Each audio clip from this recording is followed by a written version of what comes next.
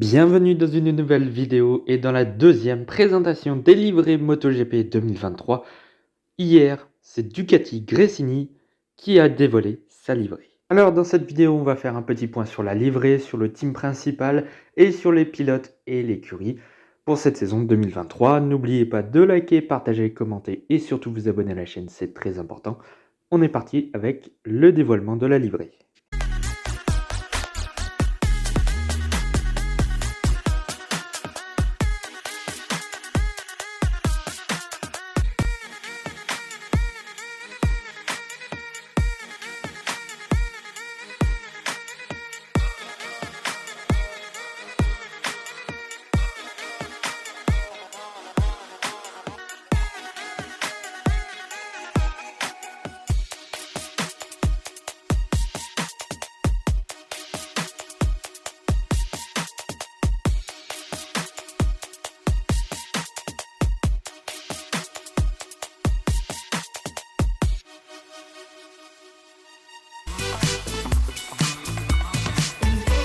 Et voilà donc la livrée 2023 du team Ducati Gresini. Bon, déjà au niveau couleur, ça n'a pas changé énormément. On a toujours le bleu et le rouge comme l'an dernier. On a un changement de design par rapport à 2022 et vous le voyez sur ces images.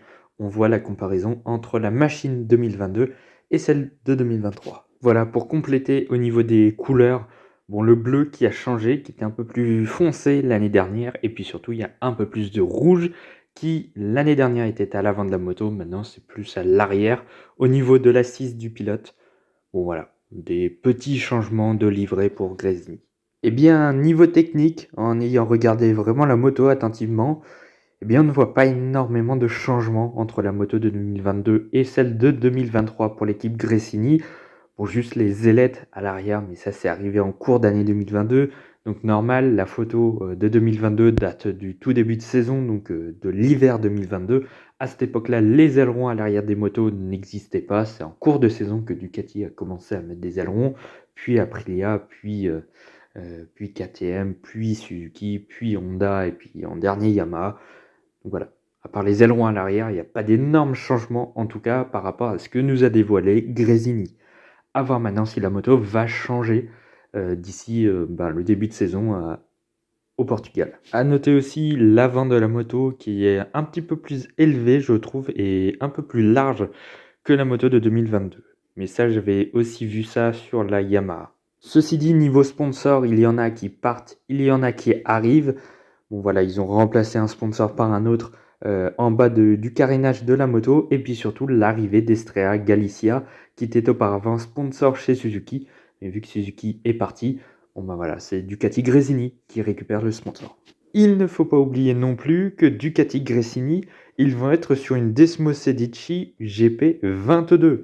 Ils vont donc rouler sur le modèle de l'année dernière comme l'écurie VR46. Il n'y a que les deux premières équipes Ducati qui ont la version 2023.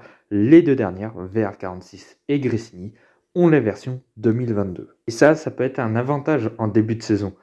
On l'a vu l'année dernière, la Desmo 2021, donc qui était pour Gresini l'année dernière, eh bien fonctionnait bien en début de saison quand l'écurie officielle Ducati cherchait un petit peu comment faire marcher réellement la version 2022. Maintenant, la version 2022, et on l'a vu, est très compétitive. Maintenant, peut-être que le modèle 2023, il faudra un petit temps d'adaptation pour l'équipe officielle et pour l'équipe Pramac. Donc peut-être qu'en début d'année, vu que la Ducati est quand même bien au-delà des autres équipes, il y a des possibilités pour Gresini de faire de gros résultats, au moins en début de saison. Maintenant, on va faire un petit tour du côté du team principal de l'équipe Gresini. Et comme l'année dernière, c'est toujours Nadia Padovani qui va diriger l'équipe italienne. Si vous ne savez pas qui elle est, eh bien Nadia Padovani était la femme de Fausto Gresini, qui a fondé cette équipe et qui est malheureusement décédée en 2021. Nadia Padovani, c'est également la première femme à avoir dirigé une équipe de MotoGP. Et c'était plutôt concluant puisque l'équipe Gresini n'a jamais aussi bien fonctionné en MotoGP, je pense, avec pas mal de victoires grâce à Enea Bastianini et notamment dès le premier Grand Prix lorsque Nadia Padovani dirigeait l'équipe. C'était lors du Grand Prix du Qatar 2022. Bref, une Nadia Padovani qui est vraiment très comblée. Mais attention cette année, ça va être un autre challenge. Il n'y a plus Enea Bastianini. Il va falloir faire place à Alex Marquez. C'est pas forcément le même talent. Sans manquer de respect à l'Espagnol.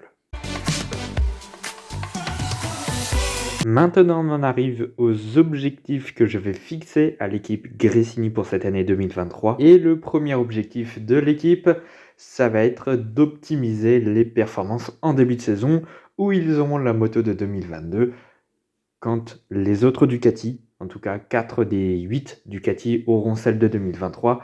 Il y aura peut-être un léger flottement, comme je l'ai dit tout à l'heure, en début de saison pour les Ducati. Vu que la moto de 2022 marche très très bien et que même les autres machines de 2023, je ne suis pas sûr qu'au début de saison, elles puissent rivaliser avec les Ducati 2022. Bon, très honnêtement, je ne vois pas d'un très bon œil la saison 2023 de Gresini. Ouais, sur le papier, ça fait assez faible le duo Alex Marquez-Fabio Di Giannantonio. Ces deux pilotes qui n'ont absolument pas performé en 2022. Et Alex Marquez, ça fait déjà depuis 2021 qu'il ne fait plus grand-chose. Il n'y a que sa première saison en 2020 qui a été plutôt bonne, mais ça j'en parlerai tout à l'heure. Bref, le deuxième objectif que je lance à l'équipe Gresini, c'est tout simplement de limiter la casse. Mais je vais dire un petit truc sur Alex Marquez tout à l'heure, vous verrez un petit peu. Voilà, on y arrive maintenant au pilote.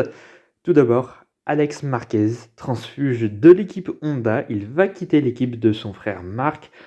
Très honnêtement, il est arrivé chez Honda parce qu'il y avait son frère. Je ne dis pas non plus qu'il ne méritait pas sa place en MotoGP, loin de là, il avait complètement dominé la catégorie Moto2 où il a été champion en 2019. En 2020, sur la Repsol Honda, eh bien franchement, il fait un bon job pour une saison de rookie avec 2 podiums. Donc c'était plutôt pas mal, surtout que Marc Marquez n'était pas là. Il avait été blessé. Et puis ensuite, en 2021, il est tombé dans l'équipe satellite, l'équipe LCR. Et les saisons 2021 et 2022 ont été vraiment catastrophiques pour l'Espagnol. Il n'y a juste rien eu, aucun podium. Il est à la recherche de son 3e podium en carrière depuis l'Aragon 2020. Et donc, tout naturellement, le premier objectif que je fixe à Alex Marquez, eh bien, c'est clairement de relever son niveau et enfin de pouvoir faire des performances. Alors, je ne lui demande pas d'être sur le podium à chaque Grand Prix. Je ne pense pas que ce sera faisable. Et s'il le fait, ce sera vraiment un exploit, hein, tout simplement. Non, je lui demande juste de faire au moins, je sais pas, plus de top 10, en tout cas. Parce qu'en 2021 et 2022, il faisait de temps en temps une 7e place, une 6, ouais, 6, 7, 8e place. Donc c'était plutôt des bonnes places, honnêtement, vu ses performances à côté. Sauf que c'était sur 2, 3, 4 Grands Prix dans la saison. Là, je lui demande d'être beaucoup plus constant et dans le top 10. Là, ce sera déjà une saison déjà où il aura relevé la barre en tout cas. Deuxième objectif également, ça va être de battre Fabio Di Giannantonio.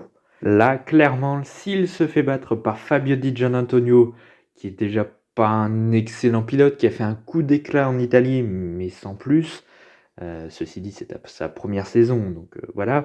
Mais s'il se fait battre par l'Italien, ça va être compliqué. Déjà, niveau réputation, ça va être très compliqué pour Alex Marquez. Donc il faut absolument déjà être devant Fabio Di Giannantonio. Et pour être devant Fabio Di Giannantonio, eh bien, il va falloir faire quand même de beaux résultats. Alors voilà le petit truc que je voulais dire tout à l'heure sur Alex Marquez, c'est que je me dis d'un autre côté, eh bien il peut nous surprendre sur la Ducati. Franchement, un petit peu de positif déjà sur Alex Marquez. Depuis tout à l'heure, j'en parle, mais qu'en négatif. Il y a peut-être du positif à en dégager d'Alex Marquez.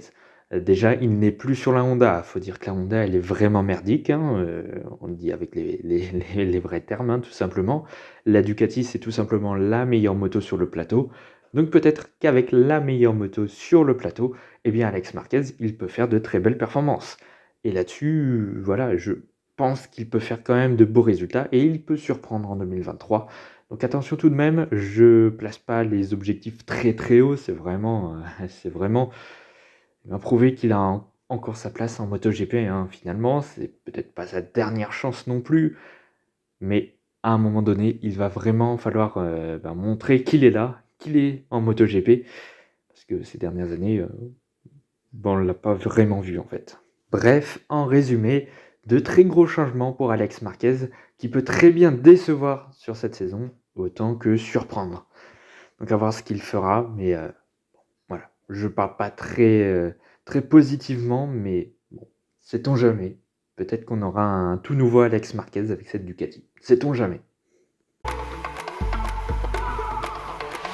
Pour Fabio Di Giannantonio, eh bien ça s'annonce peut-être un peu plus crucial pour l'Italien. Il va donc en 2023 débuter sa deuxième saison en MotoGP, après une année 2022 où il n'a pas franchement ébloui son monde, si ce n'est la qualification exceptionnelle en Italie, où il est parti de la pole position, il termine 8ème de la course. Franchement, c'était un week-end XXL de la part de Fabio Di Giannantonio.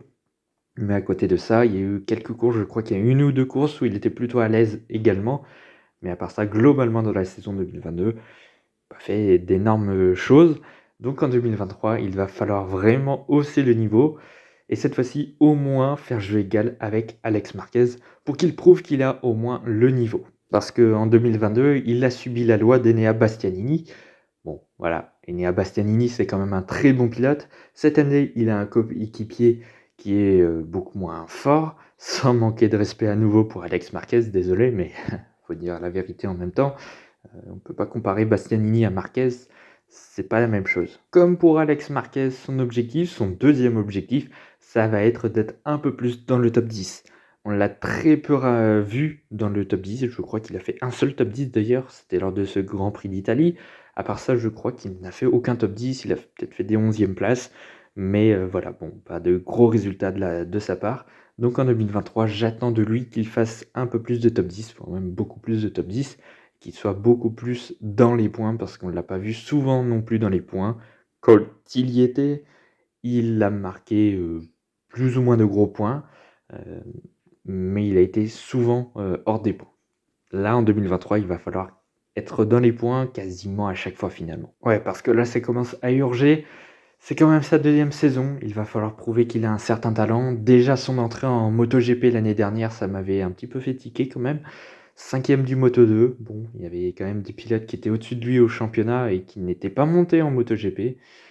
Bon, voilà, c'était un petit peu précipité sa montée, puisque au moment où il est monté, je crois qu'il était 2 ou 3ème du championnat. Et puis à la fin de saison de Moto2, c'était un peu plus compliqué en 2021. Donc voilà, c'était un petit peu. Je n'ai pas remis en cause son entrée en MotoGP, mais bon, je ne m'attendais pas à des performances exceptionnelles de la part de Di Giannantonio en 2022. Il va falloir qu'il me fasse mentir en 2023. Et bien voilà, c'est la fin de cette vidéo consacrée à la livrée de la Ducati Gresini. On se retrouve dans quelques jours pour le dévoilement de la livrée de la Ducati officielle. On va se retrouver donc le 24 février. La livrée va être dévoilée le 23, donc comme d'habitude, je ferai la vidéo le lendemain.